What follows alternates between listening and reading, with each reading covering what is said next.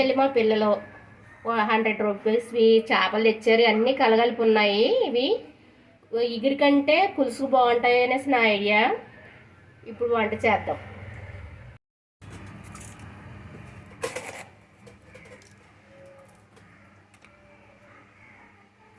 ఈ టమాటా, కారం అన్ని ఇంగ్రీడియంట్స్ వేస్తాను ఫ్రెండ్స్. చేపలు వేస్తున్నాను ఇప్పుడు.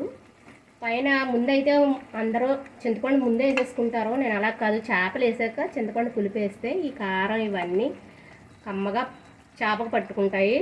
ఎంతైనా తినాలనిపిస్తుంది మీకు.